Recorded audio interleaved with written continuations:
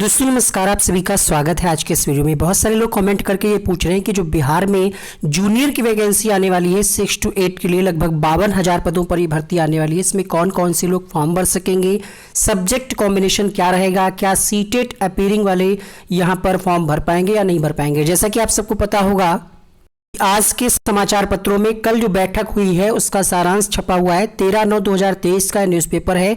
इसमें कहा जा रहा है कि 6 से 8 तक लगभग 52,000 वैकेंसी आएगी और 15 अक्टूबर से आवेदन प्रक्रिया शुरू हो सकती है। यानी इसका नोटिफिकेशन अक्टूबर में ही आ जाएगा और फॉर्म भरना शुरू हो जाएंगे।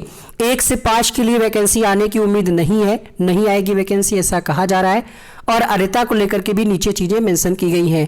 कक्षा 6 से 8 में लिखा हुआ स्नातक, सीटेट या टीईटी, चूंकि बिहार में टीईटी की परीक्षा काफ़ी वर्षों से नहीं कराई जा रही है, एस्टेट हो रहा है जो कक्षा 9, 10, 11, 12 के लिए है। बट सीटेट पेपर 2 यहाँ पर अगर आपके पास है तो आप इस भर्ती के लिए पात्र होंगे। बट अगर आप अदर स्टेट से हैं तो जनरल कैंडिडेट हैं। अदर स्टेट से जो कैंडिडेट होते हैं उनकी गिनती सामान्य में ही होती है, तो 90 मार्क्स आपके पास होना जरूरी है। हाँ, महिलाओं को कुछ छूट यहाँ पर मिल सकती है, जैसा कि बीपीएससी की तरफ से नोटिफिकेशन जारी करके बताया गया था कि महिलाओं के लिए छूट का प्रावधान है, आरक्षण का प्रावधान था अलग से। इस बार होगा या नहीं होगा ये तो नोटिफिकेशन जारी होने के बाद ही कंफर्म होगा। नवंबर में परीक्षा, दिसंबर में रिजल्ट, ऐसा लक्ष्य रखा जा रहा है। और ये कोई बड़ी बात नहीं, क्योंकि आपने देखा अभी एस्टेट की परीक्षा जैसे ही फॉर्म भरे गए, फॉर्म भरने की जो लास्ट डेट थी उसके अगले दिन एडमिट कार्ड आ गया और परीक्षा शुरू हो गई थी। अब हम बात करते हैं यहाँ पर कौन कौन से लोग इसके लिए फॉर्म भर सकते हैं। एनसीटी की जो गाइडलाइन है उसके हिसाब से यहाँ पर आप देख पा रहे होंगे जो अधिसूचना जारी की गई थी 23 अगस्त 2010 को।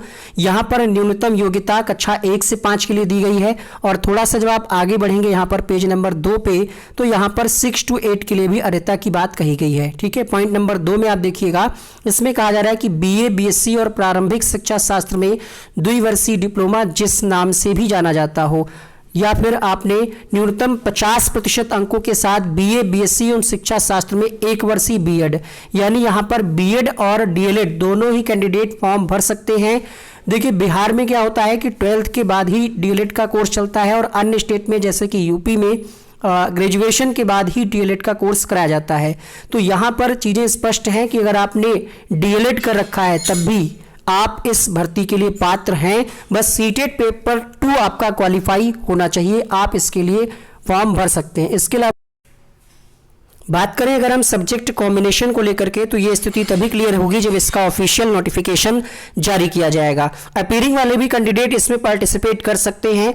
उम्मीद है कि सीटेट बहुत जल्द इसका नोटिफिकेशन जारी करेगा और इसकी परीक्षा, जो सीटेट की अपकमिंग परीक्षा है, दिसंबर में हो सकती है, तो अक्टूबर में इसका नोटिफिकेशन जारी हो सकता है। सीटेट की अगर हम बात करें तो सीटेट का अगर आप फॉर्म भर देते हैं, पेपर 2 अगर आपका क्वालिफाई नहीं है, तो अपीयरिंग कैंडिडेट को भी यहाँ पर मौका मिल सकता है। उम्मीद करते हैं सारे डाउट आपके क्लियर हो गए होंगे। इसके अलावा भी अगर कोई डाउट है तो नीचे कमेंट बॉक्स में पूछिएगा।